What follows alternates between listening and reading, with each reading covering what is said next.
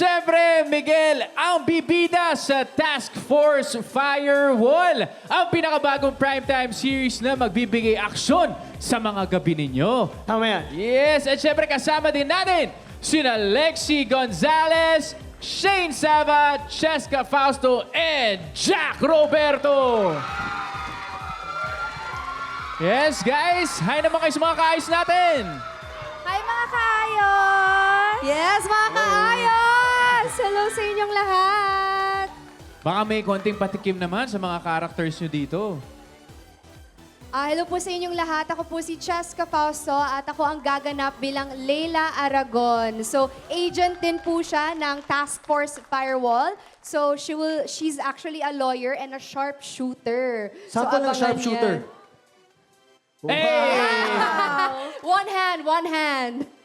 Ayan, I am Shane Sava. I'm going to portray the role of Sunshine Villarreal. So, siya po yung kapatid ni Galo, ayan, which is si Miguel. So, at isa po siyang mapagmahal na anak at mapagmahal na kapatid. Pero also, she wants freedom kasi medyo, mahigpit kasi yung kuya niya. Talaga ba? Pinoprotekta lang ito sa mga maniligaw dyan sa tabi-tabi. Ayan, tama yan. Ako naman po si Lexi Gonzalez. I'll be playing the role of Emma Malyari. I am a techie girl here at tingnan natin kung magkakagusto ba ako kay Galo dito. Parang- Uy! Uy! Baka si Hex ang makagusto. Ayan! Medyo. Ako si Jack Roberto. Ang karakter ko dito si Hendrik Silverio, a.k.a. Hex. Taga-hack ng system. Sa akong hacker dito, taga-break ng mga code, mga password ng mga kung ano-ano. So yung mga OTP, yan. Sa akin nanggagaling yun sa karakter ko. And ayun, abangan nyo po kung kanino yung direction ng mga characters namin. Yes, Yes. At ako naman dito, si Galileo Villarreal. Galo for short. Kung nakita nyo, pinalabas na yung character ko sa Master Cutter. Kasama ko si Yun, no? Kuya Dong dyan.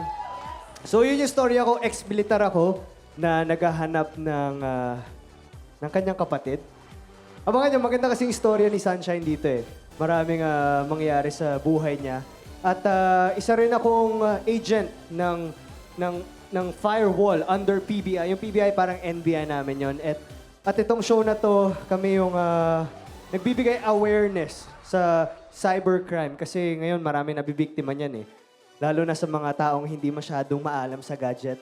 Yung mga matatanda, yung mga bata. Kaya itong show na to ay para magbigay ng awareness sa mga nabiktima ng cybercrime. Yun.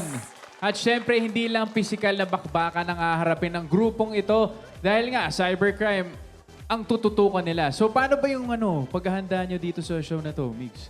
Jack? Well, bukod dun sa military and tactical training namin, pati dun sa mga fight scenes, na kailangan sharp kami. Kasi para hindi magkasakitan, maging aware kami dun sa mga numberings ng fight scenes. Meron din kami familiarity workshop and hinimay namin bawat character. Nilagyan namin kung ano yung mga dapat na makita sa bawat character namin. So, yun. Yes, siguro isang preparation din namin ay mag-bonding as a cast. Kasi kailangan makita yung chemistry ng Team Firewall. So, lagi kami nagbabanding ng buong Firewall at enjoy ho guys. Maraming salamat sa mga Sobra. memories. Hindi, joke lang. Akala ko seryoso. Pero hindi pa kami Pero na-invite masaya. sa bahay mo, bro. Sobra. Para yung matikman naman na yung pagkain nito. Yung niluto ni Mami Grace. Next week. Next week. Grabe na. Nakaka-excite naman. At dahil napakalaking parte ng buhay natin ng internet, ano ba yung mensahe na gusto nyo ibigay or mabigay ng Task Force Firewall sa mga online users natin? Ayun na nga. Sino gusto sumagot? Siguro ako, simple lang, always think before you click. Maging wise po tayo sa mga kung paano natin i-navigate yung internet. Kasi kumbaga, that's also a reality as well. Hindi mo alam kung kanino ka nakikipag-deal with. And not all people on the internet ay mabubuting tao. Most of them ay masasamang tao na may masasamang intensyon. Kaya always protect yourself. Very well said, Cheska. Palapakan naman natin. I thank you. Galing. De, pero kasi totoo, Migs. Totoo yan. Very timely and very important. Yun, kailan ba nila mapapanood ang Task Force Firewall? Nako, ngayong May 25 na yan, after ng Master Cutter.